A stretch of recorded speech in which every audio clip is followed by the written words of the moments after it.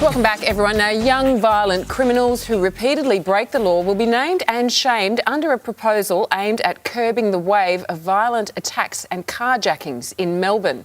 The Victorian opposition also wants young thugs who commit serious offences to lose the right to request bail. All right, so let's bring in Nine's Ross Greenwood and Shelly Horton from Shell-Shocked Media to discuss this. Roscoe, currently serial offenders are granted strict anonymity. Yes. Name and shaming. What do you think? Something has to be done. I mean, these are juvenile offenders who really have no fear of the law.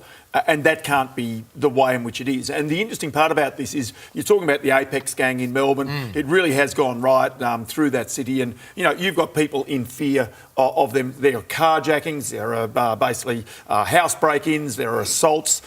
There's assaults on retailers and on businesses. Now, the point is, in this case, you'd say, well, where is the community? Where is sport? Well, in fact, some of these attacks, one of them at the Moomba celebrations, of course, was a young up-and-coming sports person who they say might end up in jail. There's another situation where a mother is having to shackle her son, a 16-year-old son, to a bed. And you sit there and think to yourself, well, there's a mother who's actually trying to do something about it, be that right or wrong. But actually, it shows that there is parental guidance. But something needs to be done to break these gangs and to have them at least respect the law, if not necessarily believe in the law. I'd say they've got to do that and they've got to get on top of this. If this is one way they can do it, then ultimately go ahead. Yeah, these gangs are quite frightening, obviously, Shelley, in Melbourne. Do you think the public has a right to know if a teenager has committed a serious crime? Well, the thing is, they're not acting like teenagers, they're acting like adults. So I think juvenile crime is shoplifting and things like that. And then those people, protect them. When it gets to house break-ins and violent assaults and things like that, I'm happy for them to be named and shamed.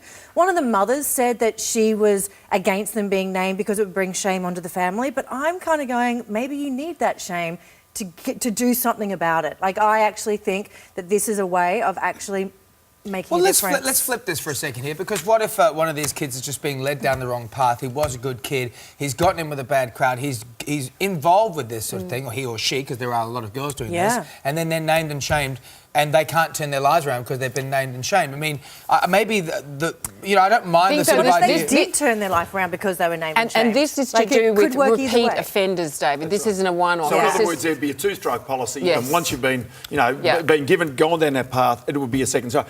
That's the reason why I'm sort of saying, but you're right. They carry the stigma for a long, long time. But if you go back to somebody who's done something wrong, who was 17, 18, 19, even if named or shamed at that stage, they can still turn their life around ultimately. Absolutely. But you're quite right. It's a big step to take. A lot of the youth workers used to have a bad past themselves, and they've turned their lives around and now are helping others. So you can start again. Right. Let's also, making news this morning, tennis bad boy Nick Kyrgios is at it again. The 21-year-old has been slammed as pathetic after blatantly tanking in the Shanghai Masters. Now, he just won a cup last week, I believe, in Japan. Roscoe, Kyrgios argued with the umpire. He argued with spectators.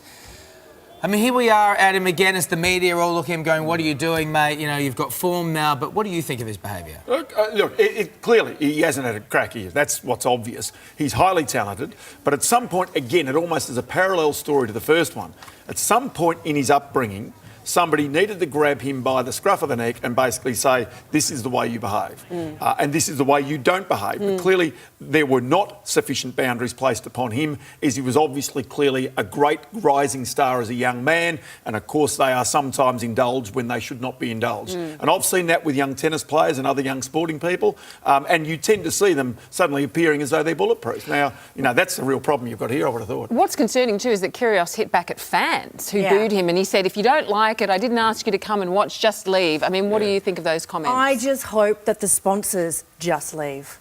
Hit him in the hip pocket. Yeah, hit him where, because that's why sponsors come on board. It's because it influences the fans. So if he's rude to the fans, I hope the sponsors leave, and then he can sort himself out. It's just so disappointing, and I think he's acting like a tool. Though, Shelley, if you were a potential sponsor, he was getting this many minutes, he was getting this much exposure. But it's bad publicity. It is bad, and I really don't believe that any publicity is good publicity. I don't believe that at all. All right, let us know what you think. Go on to Facebook and Twitter. Is any publicity good publicity for Nick Kyrgios? We want to know. Shelley and Roscoe, thanks for your time. Thanks. Just ahead, caught in the act.